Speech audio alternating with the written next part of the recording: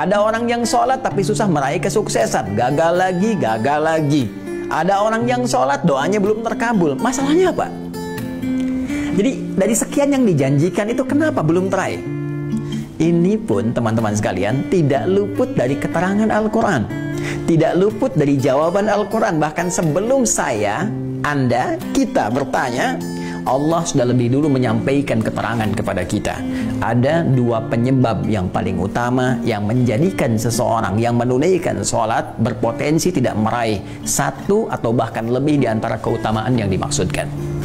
Jawaban pertama terdapat dalam Al-Quran surah kedua Al-Baqarah di ayat ke-45, kemudian solusinya ayat 46-nya. Yang kedua, kita temukan di Quran surah kedua 29. Di Quran surah kedua 29 Al-Ankabut di awal ayat ke-45-nya. Tuh, sama-sama 45 ayatnya, ya, tapi nanti dengan pemaknaan yang berbeda. Baik, mari kita lihat dengan cepat. Apa penyebab orang sholat berpotensi belum atau tidak meraih apa yang dijanjikan ini? Yang pertama, di Quran surah kedua Al-Baqarah di ayat ke-45 Allah menegaskan. Perhatikan kalimatnya. Wasta'inu bis-sabri was-salah. Dan jika engkau punya persoalan dalam kehidupan, terima dengan sabar, itu untuk meningkatkan kualitas hidupmu. Dan dengan itu kemudian kau bawa dalam sholat, mintakan solusi kepada Allah. Was-salah, tunaikan sholat, minta solusi kepada Allah. Wa innaha lakabiratun illa 'alal khashi'in. Namun penting kau sadari, sholat itu tidak mudah engkau lakukan. Awas, hati-hati tuh, ya. Ketika Allah menyandingkan sabar dengan sholat dan membandingkan keduanya, ternyata tingkat kesulitan menunaikan sholat itu lebih dibandingkan dengan sabar. Hati-hati.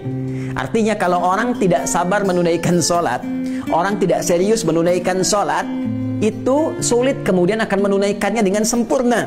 Jadi lebih mudah dalam bandingan Al-Quran, lebih mudah kita belajar berikhtiar untuk sabar dibandingkan kita menyempurnakan untuk menunaikan sholat dengan baik, kalau kita tidak serius. Nah, tapi Allah tidak berhenti sampai situ, supaya Anda tidak bertanya, kalau begitu, kalau sholatnya berat, kenapa kita diminta menunaikan? Hei, belum selesai ayatnya. Allah berikan jalan supaya sholat ini mudah ditunaikan oleh kita. Tapi kalau Anda nggak ikuti jalannya, tetap akan sulit bagi Anda. Jelas, seperti Anda nggak tahu ilmu sabar. Karena nggak tahu ilmu sabar, susah bersabar. Nggak tahu ilmu sholat, ya susah sholat dengan baik. Maka ayatnya kemudian memberikan penjelasan kepada kita, illa 'alal khasyi'in, kecuali bagi orang-orang yang khusyuk dalam sholatnya. Jadi untuk menjadikan sholat itu termaknai, sholat itu mudah kita tunaikan, sholat itu benar kita tunaikan, kata Al-Quran pertama, tunaikan sholat itu dengan khusyuk. Ini poinnya, khusyuk.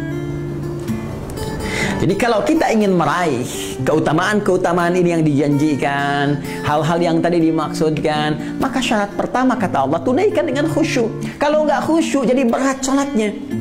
Kalau nggak khusyuk jadi beban sholatnya. Jangankan saat menunaikan sholat, saat dengar azan pun jadi seakan beban. Suara apa ini? Ini kok panggilan tiap hari datang terus? Ya Allah, iman Anda di mana, Cepi? Jadi kalau kita nggak khusyuk susah.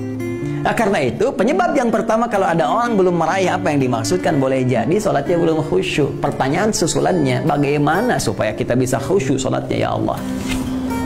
Bagaimana cara khusyuk yang baik itu? Maka Allah memberikan jalan kepada kita. Jalan pertama langsung di ayat ke-46-nya. Ini poinnya. Perhatikan caranya. Alladzina yadhunnuna annahum mulaqu rabbihim. 1. Wa annahum ilaihi raji'un. 2. Nah, ini rumus cepat untuk khusyuk dalam sholat. Ya, bagian pertama, rumus cepat untuk khusyuk. Kata Allah, alladzina yadhunnuna annahum mulaqu rabbihim. Orang khusyuk itu adalah orang-orang yang saat akan sholat. Awas, tolong garis bawahi. Ternyata khusyuk itu dimulai fasenya dari sejak akan sholat. Jadi jangan langsung dipahami saat sedang sholat. Ya, karena ternyata kekhusyuan itu, untuk mendatangkan kekhusyuan, fasenya dimulai saat akan sholat. Nah, orang khusyuk ini udah kelihatan saat akan sholat. Bagaimana penampakannya? alladzina yadhunnuna annahum mulaqu rabbihim. Orang-orang yang khusyuk itu adalah orang-orang yang saat akan menunaikan sholat, dia sudah menyiapkan diri dan merasakan akan menghadap kepada Rabbnya.